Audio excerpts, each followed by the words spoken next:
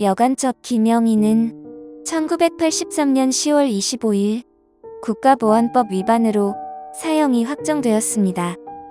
어릴 때부터 집안이 너무 가난했기에 그녀는 일본에 있는 삼촌 집에 가서 살았는데 삼촌 김 씨는 그녀를 조총련인 김진성 씨에게 소개하고 취직을 부탁했습니다.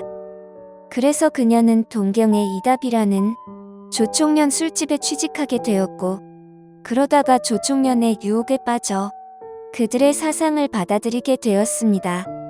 그 후 그녀는 그들 중 한 명과 결혼을 하게 되고 간첩선으로 북송되어 약 3개월간의 간첩 교육을 받았습니다. 그리고 남한에서 다방을 경영하며 군사기밀을 알아내는 등 간첩으로 활동했습니다. 하지만 결국 그녀는 붙잡혔고 자신이 저지른 일이 그렇게 큰 죄인지도 인식하지 못했던 상황 속에서 사형을 언도받았습니다. 그녀는 가난으로 인해 간첩 활동을 했던 것을 몹시 후회했으며 또한 조총련의 유혹에 빠져 그곳에서 헤어나오지 못했던 것을 뼈저리게 후회했습니다. 그녀는 어렸을 적 성결교회에 다닌 적이 있었는데 구속된 이후 신앙과 관련된 서적을 읽으면서 큰 감동을 받아 마음의 안정을 찾기 시작했습니다. 그 후 안기부 직원이 선물한 성경을 읽으며 신앙생활을 하기 시작했고 시편 23편 말씀에 큰 은혜를 받았다며 신앙 간증을 하기도 했습니다. 그녀는 그 후 한 번도 억울하다거나 슬프다는 말을 하지 않았고 자신의 잘못을 뉘우치며 자신이 저지른 일에 사죄하는 말만 반복했습니다. 1983년 4월 3일 그녀는 서울구치소에서 근무하시던 문장식 목사님에게 세례를 받았습니다. 문장식 목사님은 그녀를 체격이 작지만 예쁜 얼굴에 착한 성품을 지닌 신앙심이 아주 깊은 인물로 기억하고 있었습니다. 그녀는 서울구치소에서 모범수가 되었고 전도를 많이 해서 존경받는 아름다운 사형수로 소문이 자자했습니다. 그녀는 이렇듯 변화되어서 새로운 삶을 살아가고 있었지만 결국 그녀의 사형날이 다가왔습니다. 2명의 교도관과 함께 그녀는 사형장으로 이끌려와서 창백한 모습에 미소 짓는 모습으로 들어왔습니다. 그는 부소장의 인정신문에 차분한 말로 하나하나 대답했고 안구기증을 확인한 후 마지막 유언을 남길 기회가 주어졌습니다. 그리고 그녀는 떨리는 음성으로 이렇게 말했습니다.